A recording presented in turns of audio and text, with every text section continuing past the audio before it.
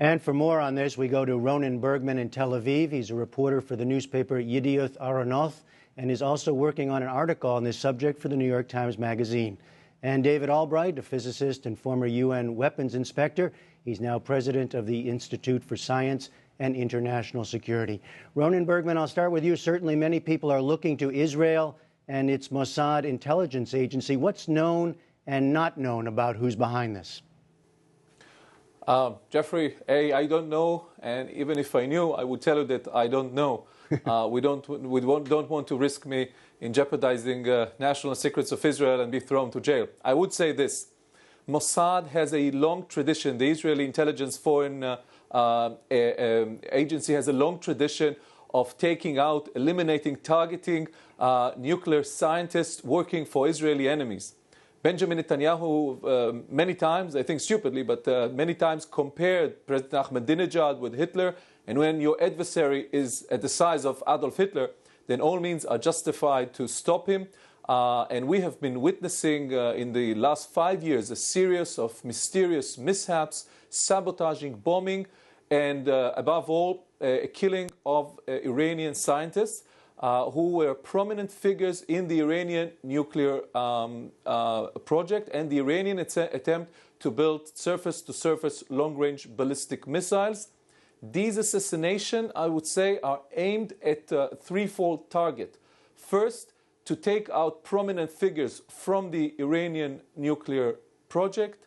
The second, to make the Iranians, to force the Iranians to put a lot of effort into trying to prevent the next assassination, screening people, trying to find who are the Mossad moles, guarding the live scientists. And when someone has to invest so much effort into trying to protect, he has a lot less energy to invest in the advancement of the project. And third, maybe not less important target, is to spread fear, grave intimidation among the surviving scientists that they may end up like their friends. They have prestigious job, good salaries, but at the end of the day, they might recalculate their participation and maybe consider to go back to the jobs that they had before in schools and universities in Tehran. All right, let me ask David Albright, what is known about this scientist who was killed, this particular man? Well, Dr. Roshan is a chemical engineer. He's involved in the Natanz fuel enrichment plant, involved in gas centrifuges, and that's really at the core of the concern about Iran getting nuclear weapons. The reporting says he's involved in the procurement, which means he's... I saw that. Now, what would that mean, and why would that make him a target? Well, Iran depends very heavily on buying overseas the equipment it needs to run its gas centrifuges. A lot of high-tech equipment. It doesn't make it. It's hardly self-sufficient in many of the items that it needs.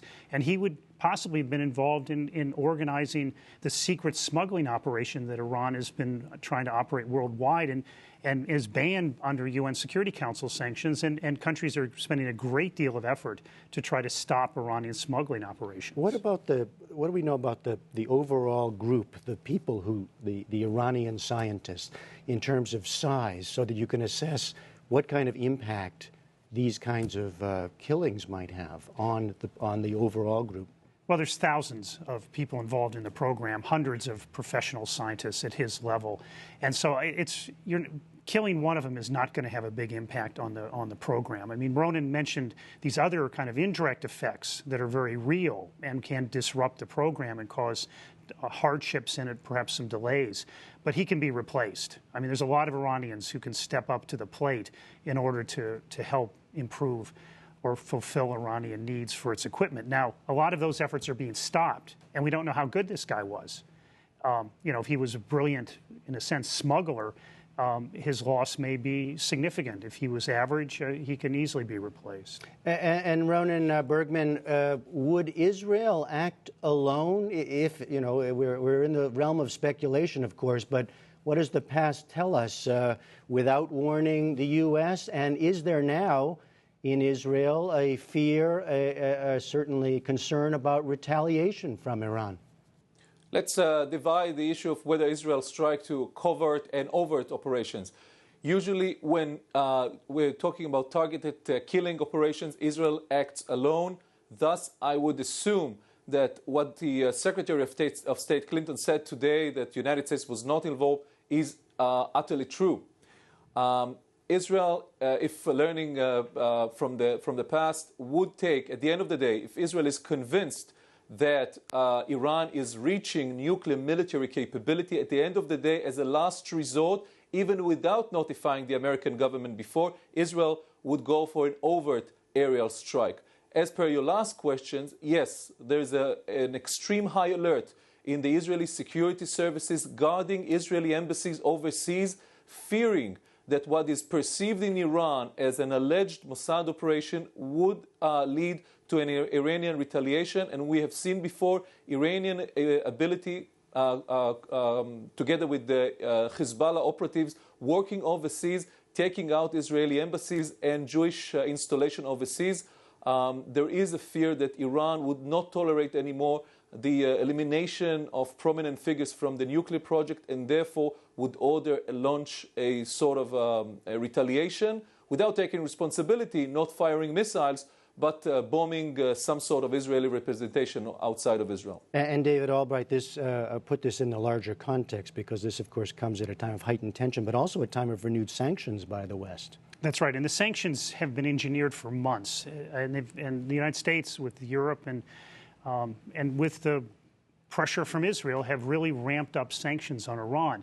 But the intention all along, and this is really why I think countries bought into it, was that this would bring Iran to the negotiation table, and they would make meaningful concessions in those negotiations. The two previous meetings between the Europeans, Americans, and others in Iran have really not been productive. So what is the thinking now then about the impact of this covert campaign on impact one way or another on the status of the sanctions or the effort of the sanctions? Well, it's bad timing, if nothing else. I mean, I personally am very much against these kinds of targeted assassinations of nuclear officials, but you have to wonder why now, and you're trying to get Iran to the table. Pressure is always a precarious thing to apply. It can backfire. The sense in the United States, at least, was that it is going to get Iran to the table, but you don't want to drive Iran into a corner where they may decide to do the very thing you're trying to prevent, namely build nuclear weapons. All right. David Albright and Ronen Bergman in Tel Aviv, thanks so much. Thank you.